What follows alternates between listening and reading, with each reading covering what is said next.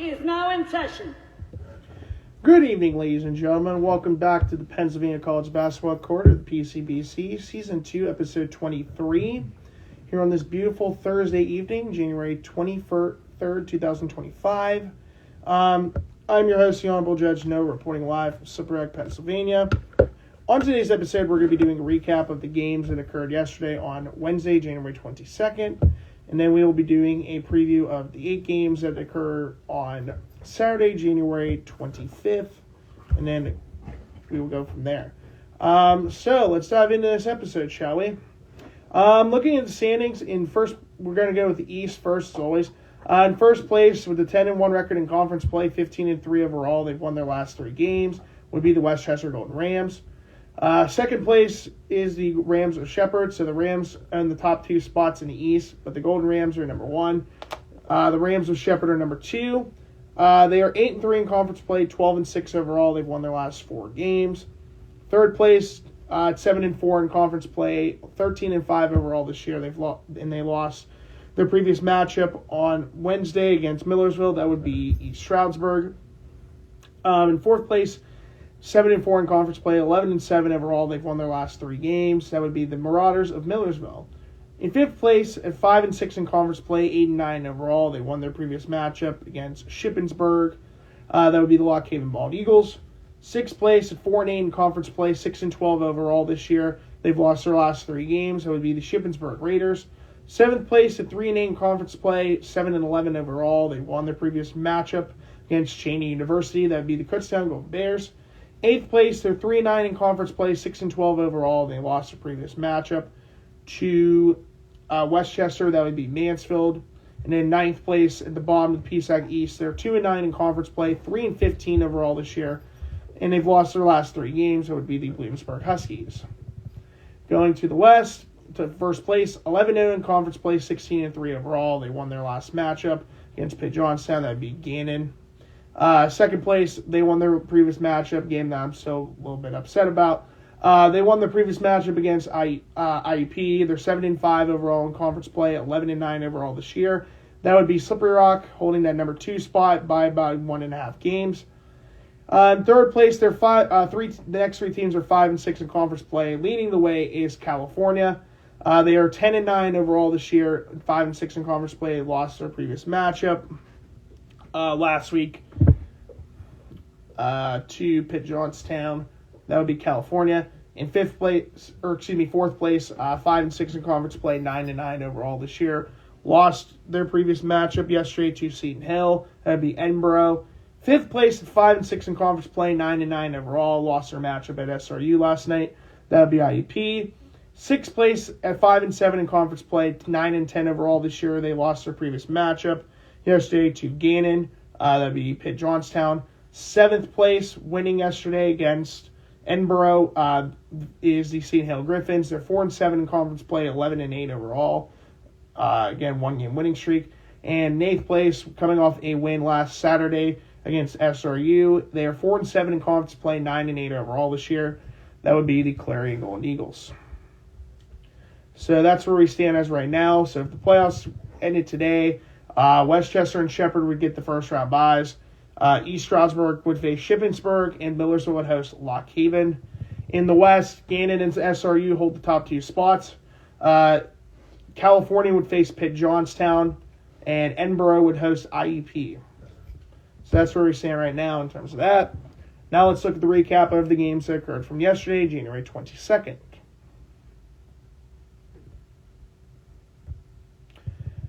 All right, here we go. Sorry, my laptop's being very slow again, as it usually is. The 7 o'clock game. Cheney and Kutztown. In the first half, Kutztown outscored Cheney 44-35. In the second half, Kutztown outscored Cheney 36-29. Kutztown winning by a final score of 80-64. Kutztown improving to 7-11. This game does not count towards the conference play for Kutztown. So this game, the Bears are now 7-11. Cheney drops to 2-14. So the former PSAC opponent not doing too good again this year. No surprise. Top scorer for Cheney is D'Angelo Lake. 36 minutes with 7 of 15 from the floor. He did record double-double of 12 rebounds, 1 assist, 1 block, and 1 steal for 14 points. Off the bench, Le'Veon Morales in 21 minutes was 5 of 10 from the floor, 2 of 2 from three-point range, 1 of 2 from the free throw line, 4 rebounds, 1 steal for 13 points. Joshua Blackman in 27 minutes was 5 of 10 from the floor, 0 of 1 from three-point range, 2 of 3 from the free throw line, 1 rebound, 1 assist, 1 steal for 12 points. And Jason Young in 19 minutes, 5 of 10 from the floor, 0 of 4 from three-point range, 2 of 3 from the free throw line. Recorded 0 rebounds, 0 assists. He had 1 steal for 12 points. I have to look up. I think they're called the Wolverines, I think.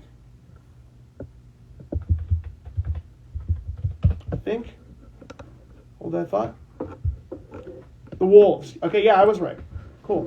In the first half, Chaney shot 47.1% from the floor, 25% from three-point range, 100% from the free throw line. In the second half, they shot 38.7% from the floor, 25% from three-point range, and 27.3% from the free throw line.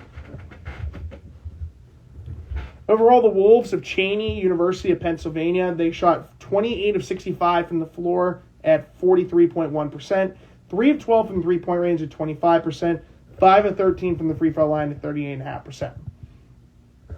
For Kutztown, their top scorer was Jalen Bryan. In 37 minutes was 8 of 16 from the floor, 4 of 7 from three-point range, 3 of 4 from the free throw line, 3 rebounds, 3 assists, 2 steals for 23 points.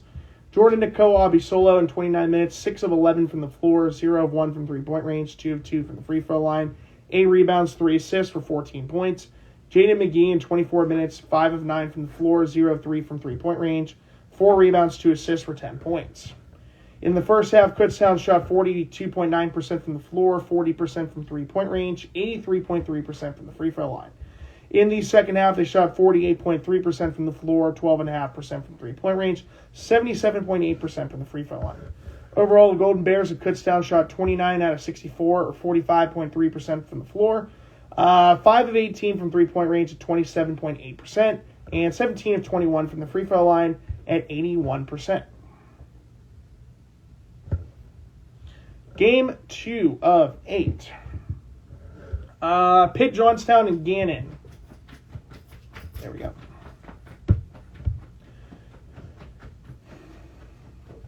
In the first half, Gannon outscored Pitt Johnstown 42-37.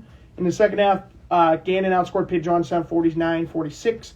Final score of the game, 91-83 in favor of Gannon, who improves to 16-3 on the season and still perfect in conference play at 11-0. Pitt Johnstown drops to 9-10, 5-7 in conference play. Top scorer for Pitt Johnstown came off the bench, Baden Forup, and 29 minutes, 10 of 15 from the floor, 6 of 8 from the free throw line, recording a double-double with 12 rebounds, 1 assist for 26 points. Vinny Cugini in 29 minutes, 5 of 10 from the floor, 0 of 1 from three-point range, 5 of 7 from the free throw line, 1 rebound, 2 steals for 15 points. Adam Belinsky in 32 minutes, 6 of 10 from the floor, 0 of 1 from three-point range, 1 of 2 from the free throw line, 6 rebounds, 3 assists, 2 steals for 13 points. And Nick Watts in 15 minutes, 4 of 4 from the floor, 3 of 4 from the free throw line, 5 rebounds, and a total of 11 points. In the first half, Pitt Johnstown shot 51.9% from the floor, 0% from three-point range, 90% from the free throw line. In the second half, they shot 56.3% from the floor, 20% from three-point range, 64.3% from the free throw line. Overall, the Mountain Cats of Pitt Johnstown shot 32 of 59 from the floor, 54.2%, 1 of 8 from three-point range at 12.5%, and 18 of 24 from the free throw line at 75%. For Gannon, their top 2 scorers each scored 22 points. Ernest Shelton in 28 minutes, 9 of 18 from the floor and 4 of 9 from three-point range, 6 rebounds, 1 assist, 1 block, and 3 steals for 22 points. Tasman Goodrick in 23 minutes, 10 of 16 from the floor, 2 of 4 from the free throw line, 9 rebounds, 1 assist, 1 steal for 22 points. Off the bench, Mike Matano in 24 minutes was 3 of 10 from the floor, 7 of 9 from the free throw line, 8 rebounds, 7 assists, 1 block, and 2 steals for 13 points, so very close to a triple-double. Pace Proser in 35 minutes, 3 of 9 from the floor, 2 of 7 from three-point range, 3 of 3 from the free throw line, 6 rebounds, 5 assists, 1 steal for 11 points. In the first half, Gannon shot 43.6% from the floor, 38.5% from three-point range, 50% from the free throw line. In the second half, they shot 47.2% from the floor, 44.4% from three-point range, 78.6% from the free throw line. Overall, the Golden Knights of Gannon shot 34 out of 75 from the floor at 45.3%, 9 of 22 from three-point range at 40.9%, 14 of 20 from the free throw line at 70%, with one technical foul being assessed to Mike Matano. Game 3 of 8, Shippensburg at Lock Haven.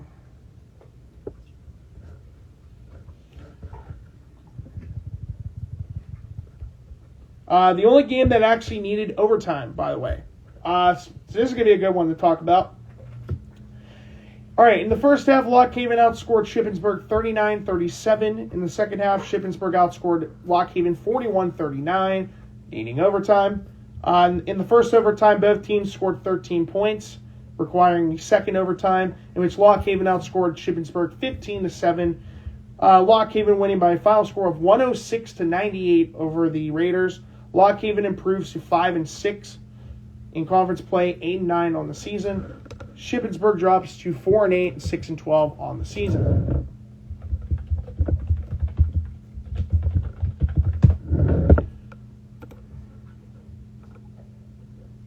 There we go. All right, good.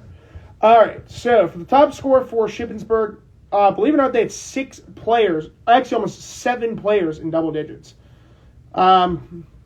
Leading the way was Marcus Frank in 39 minutes with 7 of 17 from the floor, with 0 of 1 from three-point range, 4 of 7 from the free throw line, 6 rebounds, 2 assists, 1 block, and 1 steal for 18 points.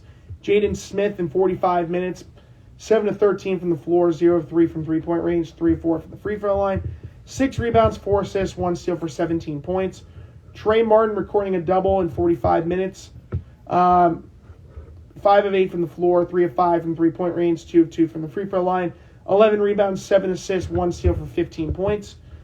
Timmy Connor in 25 minutes, 4 of 11 from the floor, 3 of 7 from three-point range, 4 of 8 from the free throw line, 2 rebounds, 1 block for 15 points. Donovan Hill in 33 minutes, 5 of 12 from the floor, 0 of 3 from three-point range, 3 of 3 from the free throw line, 8 rebounds, 3 assists, 1 block, 1 steal for 13 points. And Dizel Figueroa, 28 minutes, 4 of 8 from the floor, 3 of 5 from the free throw line, 7 rebounds, 1 assist, 1 steal for 11 points. In the first half, Shippensburg shot 37.1% from the floor, 33.3% from three-point range, 70% from the free throw line. In the second half, they shot 53.3% from the floor, 60% from three-point range, 60% from the free throw line. In the first overtime, they shot 4 of 6, or 66.7% from the floor, 0 out of 0, or 0% from three-point range, 5 of 9, or 55.6% from the free throw line. In overtime number 2, they shot 3 of 11 from the floor, or 27.3%, 0 of 4, or 0% from three-point range, 1 of 2, or 50% from the free throw line. Overall, the Raiders of Shippensburg shot 36 of 82 from the floor, or 43.9%, 7 of 21 from three-point range at 33.3%, and 19 of 31 from the free throw line at 61.3%. 5 players in double digits for Lock Haven. Their top scorer, Isaiah Stewart, played 88% of this game, played 44 out of 50 minutes, went 9 of 15 from the floor, 3 of 8 from three-point range, 2 of 4 from the free throw line, 4 rebounds, 8 assists, 1 block, and 1 steal for 23 points. 2 players with 18 points. Eli Washington, 31 minutes, 6 of 12 from the floor, 1 of 3 from three-point range, 5 of 9 from the free throw line, 3 rebounds, 5 assists, 1 steal for 18 points. Off the bench, Dylan Scott, who has his name spelled with 2 L's. So really cool. 27 minutes, 5 of 11 from the floor, 2 of 4 from three-point range, 6 of 6 from the free throw line, 6 rebounds, 1 assist, 1 steal for 18 points. Also off the bench was Aquan Bird in 33 minutes with 6 of 12 from the floor, 1 of 5 from three-point range, 4 of 4 from the free throw line, 7 rebounds, 1 block for 17 points.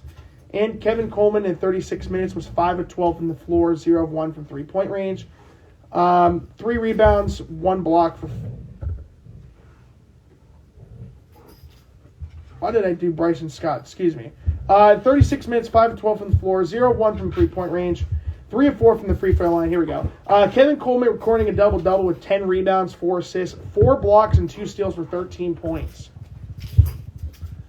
Almost said the wrong stat line. Almost did Bryson Scott's. All right, in the first half, Lock Haven shot 47.1% from the floor, 20% from three-point range, 80% from the free throw line. In the second half, they shot 44.8% from the floor, 27.3% from three-point range, 83.3% from the free throw line. In the first overtime, they shot 3 of 6 or 50% from the floor, 1 out of 1 or 100% from three-point range, 6 of 8 or 75% from the free throw line.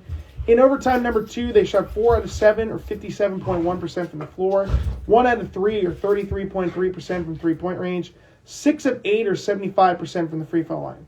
Overall, the Bald Eagles of Commonwealth University of Lock Haven shot 36 of 76 from the floor, or 47.4%, 8 of 30 from three-point range at 26.7%, and 26 of 33 from the free throw line at 78.8%, with 1 technical foul being assessed to Eli Washington. Game 4 of 8, Westchester at Mansfield.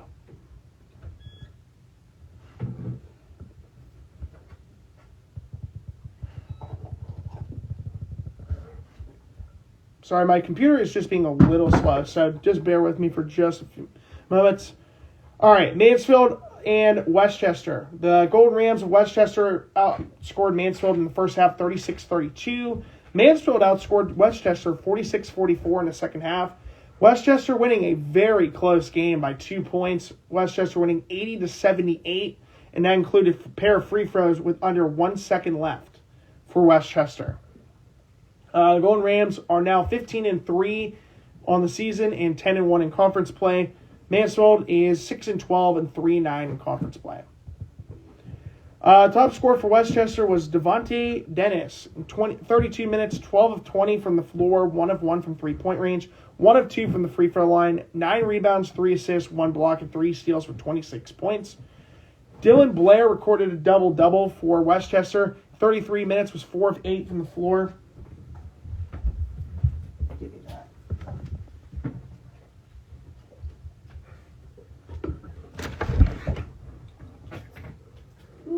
Almost fell. There you go.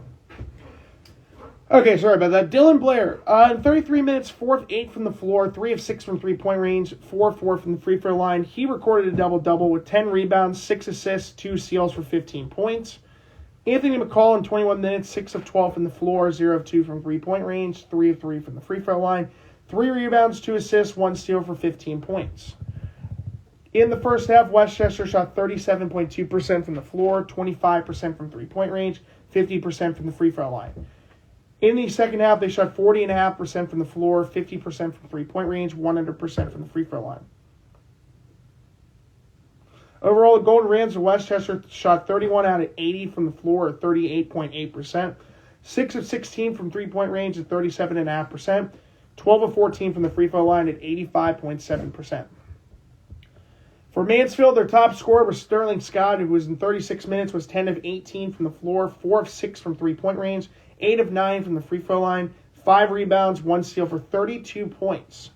Ty Krepso in 35 minutes was 3 of 12 from the floor, 2 of 5 from three-point range, 5 of 6 from the free throw line, 3 rebounds, 4 assists, 1 steal for 13 points.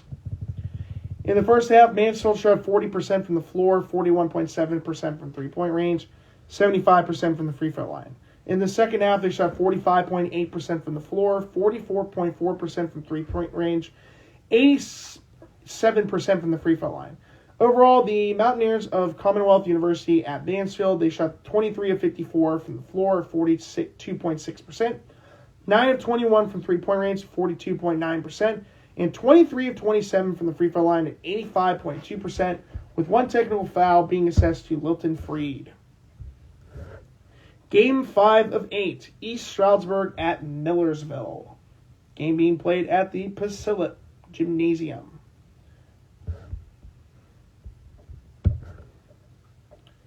All right. In the first half, Millersville outscored East Stroudsburg 45-34. In the second half, East Stroudsburg outscored Millersville 51-47.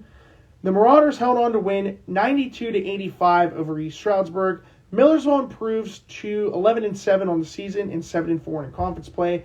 East Stroudsburg drops to 13-5 on the season and 7-4 in conference play. The top scorer for East Stroudsburg was Lakeem McKaylee. In 17 minutes, was 8 of 11 from the floor, 1 of 1 from three-point range, 1 of 3 from the free throw line, 6 rebounds, 2 blocks, and 1 steal for 18 points. Cam Young in 32 minutes, 7 of 9 from the floor, 2 of 4 from three-point range, 1 of 4 from the free throw line, 5 rebounds, 4 assists, 2 steals were 17 points. Evan Morton in 27 minutes, 4 of 13 from the floor, 0 of 4 from three-point range, 5 of 6 from the free throw line, 3 assists and 1 steal for 13 points. And off the bench, Carson Howard in 21 minutes was 4 of 6 from the floor, 2 of 3 from the free throw line, 3 rebounds, 1 steal for 10 points.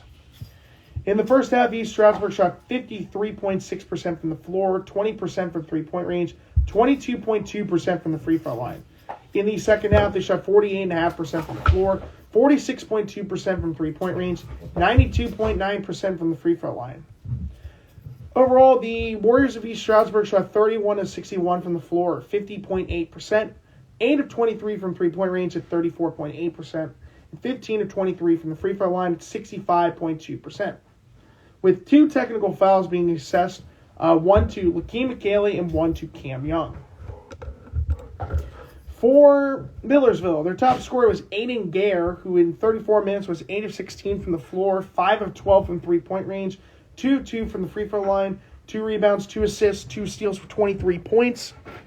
Drew Stover in 30 minutes, 7 of 9 from the floor, 5 of 5 from the free throw line, 5 rebounds, 1 assist, 1 block, and 3 steals for 19 points.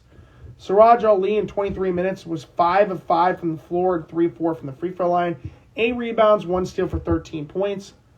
And Alec Tupper off the bench in 17 minutes was 4 of 5 from the floor, 1 of 2 from three-point range, 2 of 4 from the free throw line, 7 rebounds, 1 steal for 11 points. Shout out to both Drew Stover and Montel Cooper. Drew Stover was picked as the PSAC East Athlete of the Week, and Montel Cooper was picked as the PSAC East Defensive Player of the Week, but we'll get to those awards here in just a moment once we get to the conclusion of our 8 games that we are recapping now. In the first half, Millersville shot 43.3% from the floor, 30% from three-point range, 84.2% from the free throw line.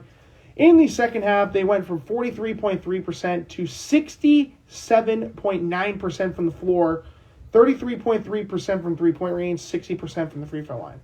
Overall, the Marauders of Millersville shot 32 of 58 from the floor, 55.2%, 6 of 19 from three-point range at 31.6%, and 22 of 29 from the free throw line, 75.9%, with 1 technical foul being assessed to Alec Tupper.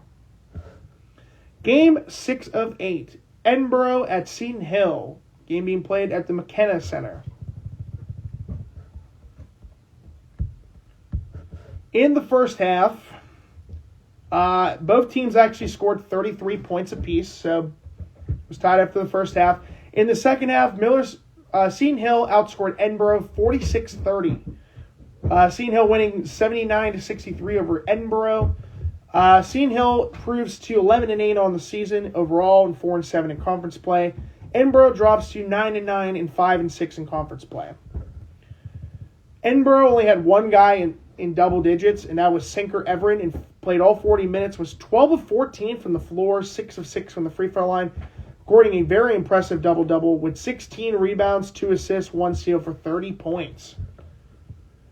In the first half, Edinburgh shot 41.9% from the floor, 14.3% from three-point range, 83.3% from the free throw line. In the second half, they shot 32.4% from the floor, 23.1% from three-point range, 100% from the free throw line.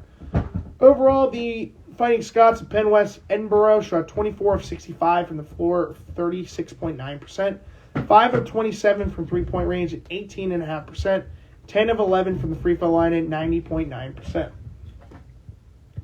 For Seton Hill, their top scorer actually had a very good performance after only scoring, I believe, 7 to 8 or 8 points against IEP, was Ryan Mice. In 34 minutes, was 8 of 11 from the floor, 4 of 7 from three-point range, 6 of 6 from the free throw line, 2 rebounds, 4 assists for a total of 26 points. Gabe Gillespie in 27 minutes, 6 of 7 from the floor, 2 of 3 from the free throw line, 2 rebounds, 1 assist for 14 points. And Camden Brewer in 32 minutes was 2 of 4 from the floor, 2 of 4 from three-point range, 4 of 4 from the free throw line, 6 rebounds, 2 assists, 1 steal for 10 points. In the first half, Seton Hill shot 54.2% from the floor, 57.1% from three-point range, 60% from the free throw line. In the second half, they shot 60% from the floor, 45.5% from three-point range, 84.6% from the free throw line. Overall, the Griffins of Seton Hill shot 28 out of 49, or 57.1% from the floor, 9 of 18 from three-point range at 50%, and 14 of 18 from the free throw line at 77.8%. Game 7 of 8, Shepherd at Bloomsburg.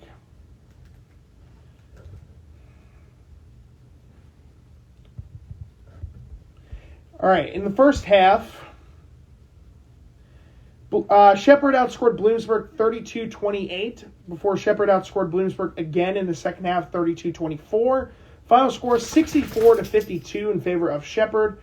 The Rams improved to 12-6 and 8-3 in conference play this season, while Bloomsburg is at the bottom of the PSAC West, PSAC East, and they're the worst team in the PSAC overall this year. Again, they are 3-15 overall this year and 2-9 in conference play.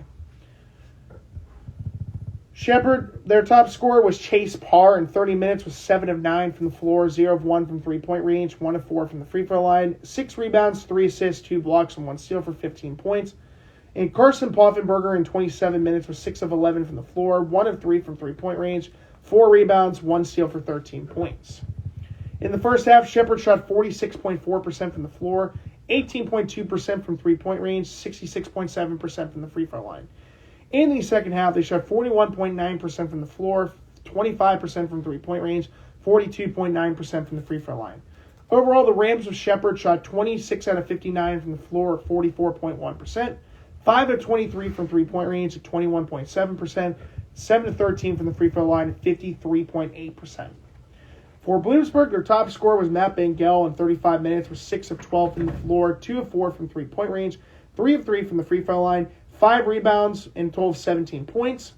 Isaiah Sherman in 33 minutes, 4 of 9 from the floor, 1 of 2 from the three-point range, 4 of 4 from the free throw line, 5 rebounds, and a total of 13 points. Danny Bruce in 17 minutes was 4 of 7 from the floor, 2 of 5 from three-point range, 3 rebounds, 2 blocks for 10 points. In the first half, Bloomsburg shot 39.3% from the floor, 26.7% from three-point range, 100% from the free throw line. Second half, they shot 29.6% from the floor, 30% from three-point range, 100% from the free throw line. Overall, the Huskies of Commonwealth University of Bloomsburg shot 19 of 55 from the floor, or 34.5% from the floor, 7 of 25 from three-point range at 28%, and a perfect 7 for 7 from the free throw line at 100%. And the final game of this incredible Wednesday, January 22nd schedule brought us the robbery game, the 198th all-time meeting between these two powerhouse teams, the Crimson Hawks of IUP and the Rock of Slippery Rock University. Of course, this was the game I went to. This is my third game I've been to this year, first one on the road. Hoping to go to IUP at least a couple times in the next month or so. February 5th, I am trying to hopefully go. That's against Penn State Du Bois, their next home game, which is in 13 days from now. And February 8th at Gannon at the Highmark Event Center. I'd love to go there to see what the new renovations look like. And then February 15th, I'm also planning on attending. I was actually talking to Dante Lombardi last night. He was telling me about Faith Night was February 15th. That is against Edinburgh. So that may be another game I'm possibly going to. But we shall wait and see. But if this game had a song, it would be called "I'm Blind, Deaf, and I Want to Be a Ref."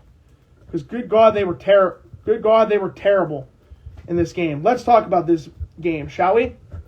All right, IUP and SRU. The Crimson Hawks in the first half led 36-31 in the first half over SRU, before SRU went off a huge run and outscored IUP 44-28.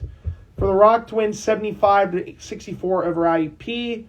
This is their second straight win at home at the Morrow Fieldhouse against IUP.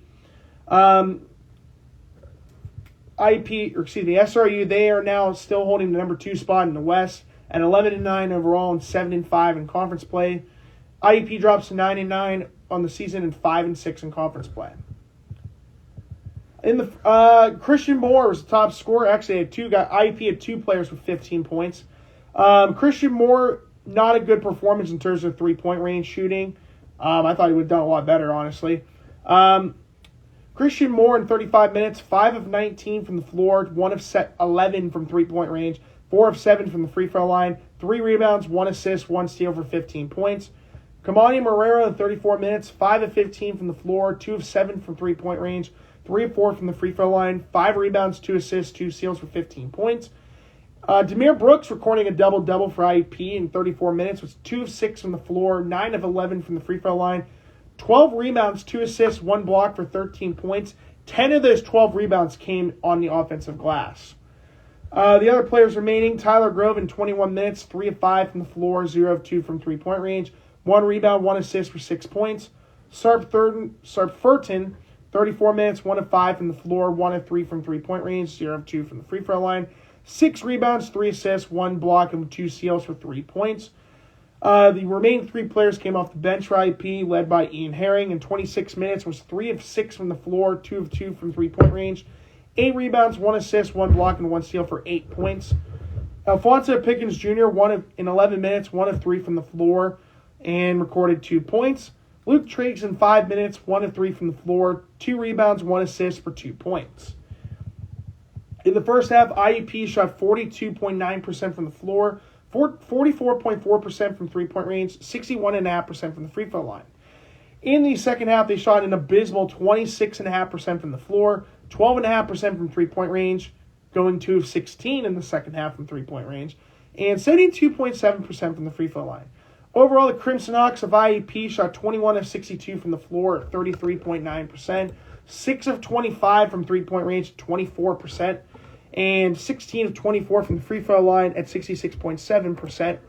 And unfortunately, there was a technical foul assessed to Christian Moore. This makes it that IUP finally, unfortunately, got its first technical foul of the entire season. And, of course, it came against SRU.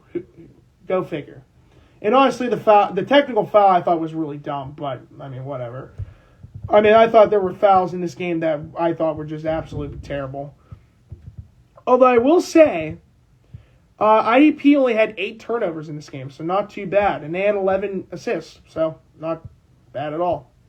However, SRU could not stop Ike Herster again for the second. IUP could not stop Ike Herster again for the second straight year. He scored 22 points against them last year. He scored 22 points against IUP again this year at home.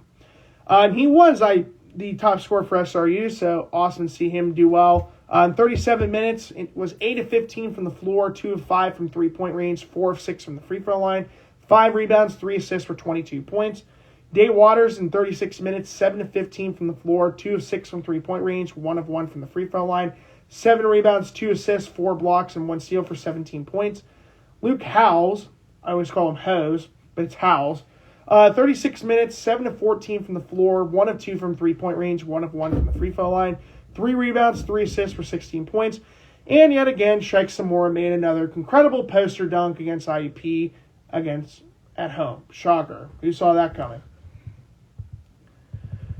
In the first half, SRU shot 39.4% from the floor, 30.8% from 3-point range, 20% from the free throw line.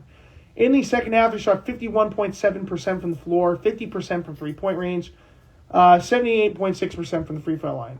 Overall, the Rock of SRU, Slippery Rock, Pennsylvania, shot 28 of 62 from the floor at 45.2%. 7 of 19 from 3-point range at 36.8%. 12 of 19 from free throw line at 63.2%. So, overall, not too bad of a performance on Wednesday. Ended up being 6 out of 8 games correct. Cheney against Kutztown, got that game correct. I had Gannon over Pitt Johnstown, which I got correct. Lockhaven over Shippensburg, got that one correct. Westchester over Mansfield, got that one correct. East Stroudsburg against Millersville, got that game incorrect. Millersville winning 92-85. Seton Hill over Edinburgh, got that correct. Shepherd over Bloomsburg, got that one correct. And then IUP losing over SRU got that incorrect, losing 75-64. All right, now PSAC West Athletes of the Week. I forgot to do this at the beginning, but that's okay. Like I said, for the PSAC East Athletes of the Week, for the Athlete of the Week, in terms of offensively, it was Drew Stover for Millersville. He led Millersville to 2 wins by averaging 21.5 points, 7.5 rebounds, 1.5 blocks per game, while shooting 69.2% from the floor. He totaled 23 points, 3 blocks, and a steal, and 6 boards against Mansfield, and then had 20 points, 9 rebounds, and 2 assists against Kutztown. Defensive Player of the Week went to Montel Cooper from Millersville. He led Millersville's defense en route to 2 road wins last week at Kutztown and at Mansfield, with 3 steals, 3 blocks, and 11 rebounds. Millersville limited Mansfield to 57 points as Cooper recorded 2 steals and a blocked shot. They won back-to-back road games for the first time this season with wins at Kutztown, in which Cooper got 6 defensive rebounds, 2 shots blocked, and recorded a steal. The PSAC West Athlete of the Week went to Cam Kearney of Clarion. Leading scorer in the PSAC West continues his torrid pace. Kearney led Clarion to a 1-1 week, losing to Cal but beating SRU. Kearney averaged 26 points per game in 2 contests, including 30 points on the road at Cal.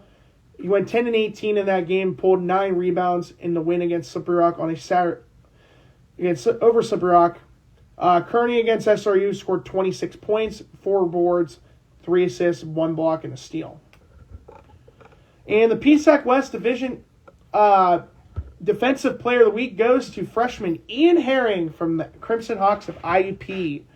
Herring was a huge part in IUP's defensive efforts in their 2 wins last week over Pitt Johnstown and Seton Hill. He totaled 4 blocks, 2 steals, and 7 rebounds against Pitt Johnstown before recording a double-double against Seton Hill with 14 points, 10 rebounds, 4 blocks, and 3 steals. So good performance from Ian Herring there. All right, now let's look at the schedule for Saturday, January 25th. All 3 o'clock games, so we don't have to worry about that. That's a good thing here. So, again, 6 out of 8 games I got correct from Wednesday. The only 2 games I did not get correct were IUP against Slippery Rock and then East Stroudsburg over Millersville. 211 games down, a little over 80, about 80 to 85 more games to go in the regular season. I've gone 138 out of 211 games correct so far. That is now up to 65.4% of the games I've gotten correct so far this year. Could I get to 70%? We shall see. I'm going to have to pretty much go on a flawless run from here. But we'll see. So Saturday games. All 3 o'clock games, 8 on the schedule. Mansfield at East Stroudsburg. Mansfield 6-12. East Stroudsburg's 13-5. California at Edinburgh. The Vulcans are 10-9. Edinburgh's 9-9. Gannon at Seton Hill. Gannon ranked 23rd in the NABC rankings, 9th in the CSC rankings. Gannon 16-3. Seton Hill is 11-8. Bloomsburg at Westchester. Bloomsburg is the worst team in the PSAC at 3-15. Westchester is 15-3. Kutztown at Shepherd. Kutztown is 7-11. Shepherd is 12-6. Cheney against Shippensburg. These 2 teams did meet last year. Shippensburg won really easily. Cheney is 2-14. Shepherd is 6-12. Millersville at Lock Haven. Millersville is 11-7. Lock Haven is 8-9. And then Clarion 9-8 against IUP, who is 9-9. Let's look at the scouting report for that matchup.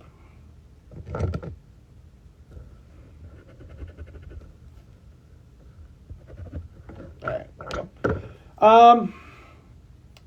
So, January 25th, 2025, IUP versus Clarion. All-time record, this is the 2,292nd all-time game for the Crimson Hawks. They are 1,505 and 786 all-time. Their all-time winning percentage still remains at .657. Crimson Hawks coming to this matchup 9-9, 5-6 in conference play, 5th in the PSAC West, coming off an 11-point loss last night at Slippery Rock University in my hometown here in Slippery Rock. Clarion coming off a 10-point win at home against Slippery Rock at the Tippin Gymnasium. They are 9-8 on the season, 4-7 in conference play, and they sit 8th in the PSAC West, the bottom of the PSAC West. This is a 3 o'clock game at the Convention. The Convolchic Convention Athletic Complex in Indiana, Pennsylvania. Let's go to the map. So if you can tell, I literally made some updates to my board. Here's the key one. So we'll talk about this here in just a moment. So I did this is based off of Google Maps. So let's talk about the drive from Clarion to Indiana. Very simplistic drive. Take 66 right where the Tippin Gymnasium is. Go through the town of New Bethlehem. Then it merges in 28 and 66. Go right before Katanning, hitting US 422 for about 20 miles before reaching the town of Indiana, Pennsylvania. And bingo, we are back in good old Indiana, Pennsylvania for a home game, which is good news. The travel distance for this matchup between the Tippin Gymnasium, the Convolchic Convention Athletic Complex, 59 miles or 95 kilometers, roughly about a 1 hour and 14-minute drive. This is the 183rd all-time meeting between these two programs. That's as of I know right now. I'm going to double check tomorrow to make sure I do the numbers right on that. And then Cal, I don't know yet. I think it's 200 they've played so far, but we'll see when I get the check on Tuesday evening. 183rd all-time meeting between these two programs as of right now. IUP leads the all-time series 123-59. IUP, before their previous matchup, had won the last 25 matchups against Clarion. Before Clarion, in the previous matchup on March 2nd, 2024, also known as the Senior Day game for the Crimson Hawks, in a game that I would like to not completely forget happened, Clarion upset IUP 62-59. This is their first matchup in 329 days, going from their previous matchup to Saturday. So let's look at the 7 key elements of my fundamentals of basketball. Offensively, IUP is averaging 73 points per game. That's 14th out of 17 teams in the conference. Clarion is tied for 9th in the PSAC in scoring. Let me do my math. They are tied with Slippery Rock, believe it or not, at 77.6 points per game. So the advantage goes to Clarion. Defensively, IUP is allowing only 72.5 points per game. That's number 4 in the conference. Clarion is 8th at 77 points per game allowed. So the advantage goes to IUP. Field goal percentage. IUP is shooting 44.6% from the floor. That's tied with Lock Haven for 9th in the conference. Clarion is at 46.2% from the floor. They are tied with Seton Hill for 4th in the conference in terms of the field goal percentage. So the advantage goes to Clarion. 3-point field goal percentage. Clarion is number 1 in the conference at 37.3% from 3-point range. They've made 144 out of 386 3-point attempts this year. IUP is at 32.8% from 3-point range. They are ranked 8th. They've made 127 out of 387 3-point field goal attempts. Advantage goes to Clarion easily because Clarion's number 1. Free throw percentage, Clarion is at 73% from the free throw line this year. They've converted on 238 out of 326 free throw attempts this year. IUP is 12th in the conference, 69.8%, making 231 out of 331 free throw attempts. Advantage goes to Clarion. Rebounding, IUP is 11th in the conference at 37.1 rebounds per game. Clarion is third to last, 15 out of 17 teams, 35.1 rebounds per game. The advantage goes to IUP. And assist-to-turnover ratio, IUP is tied in 6th place with Shippensburg at 1.08 assists per turnover. Clarion is right behind both IUP and Shippensburg at 1.06 assists per turnover. So the advantage goes to IUP on that one. So we go by the 7 key elements of my fundamentals of basketball. Clarion has the advantage at earning 4 out of the 7 key elements. All right, top 3 scores for IUP. Leading the way still is Christian Moore, who's averaging 16.7 points, 3.6 rebounds per game. He's shooting 40.2% from the floor and 34.9% from three-point range. Second highest scoring player is Kaimani Marrero, 13.6 points, 3.9 rebounds per game, shooting 42.1% from the floor, 30.3% from three-point range. Demir Brooks is number 3rd highest scoring player for the Crimson Hawks, averaging 12.2 points, 7.8 rebounds per game, shooting 59.6% from the floor, still has yet to take a single 3-point field goal attempt, still at 0%. For the Clarion Golden Eagles, their top scorer is the no-brainer of all no-brainers. It's number 2. He's a 6'6" guard and junior, returning from what he originally was supposed to be transferring to D1 Niagara, came back to Clarion. He's a 6'6" guard and junior from Virginia Beach, Virginia. That is Cam Kearney, who is I believe is still tied with Jalen Bryant for the top scorer in the PSAC, although Cam Kearney has played 2 less games than Jalen Bryant. He's averaging 21.9 points, 6.1 rebounds per game, shooting 50.4% from the floor, 44.4% from three-point range. The second highest scoring player is number 20. He is, I believe, a 6'5" forward and redshirt sophomore from Shippensburg, Pennsylvania. And he was a transfer from the Vulcans of California, Pennsylvania. That is Jeremy Thomas II. He's averaging 12.3 points, 5.8 rebounds per game, shooting 55.6% from the floor and 33.3% from three-point range. He's 2 out of 6 from three-point range this year.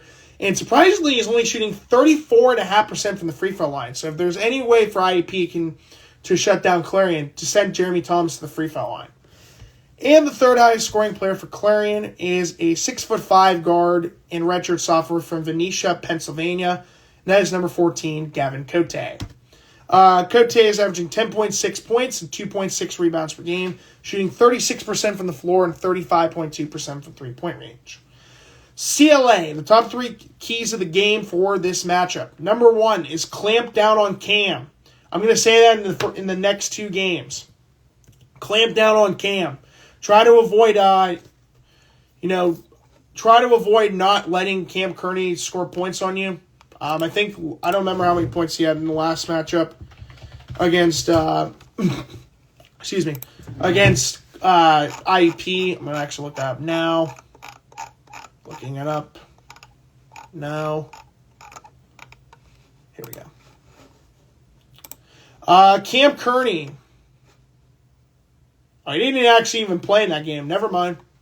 So he didn't even actually play in the previous matchup. That's kind of crazy. Well, let's look at his last game. So I think he did play against them on January 31st, 2024. Almost a year ago now.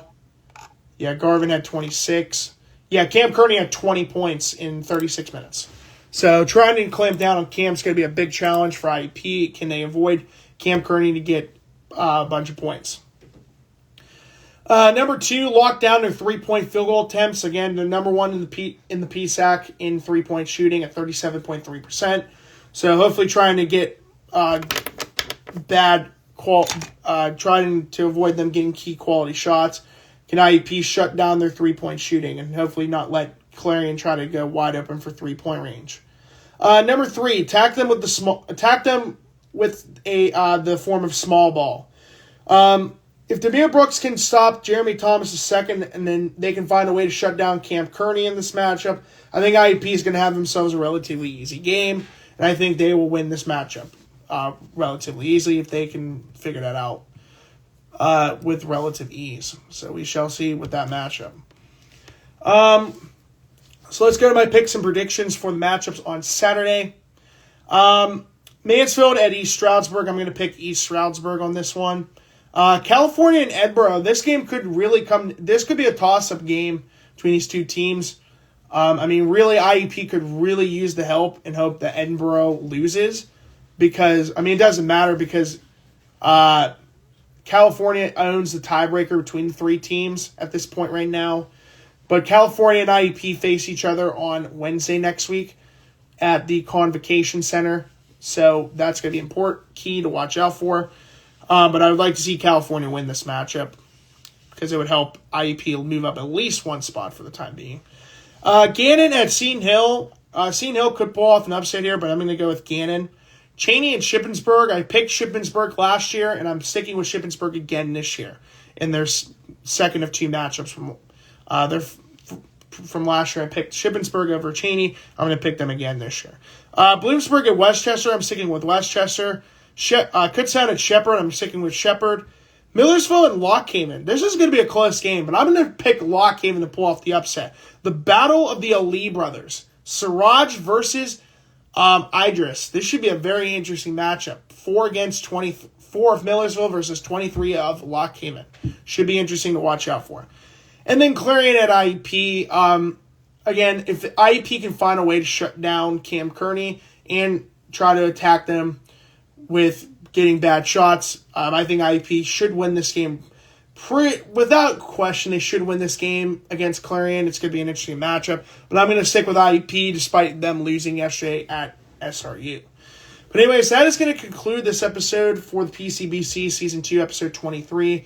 I will be back on the air on Tuesday, January 28th at later in the day because I actually am going to be working in the morning. So I will see you guys on Tuesday evening.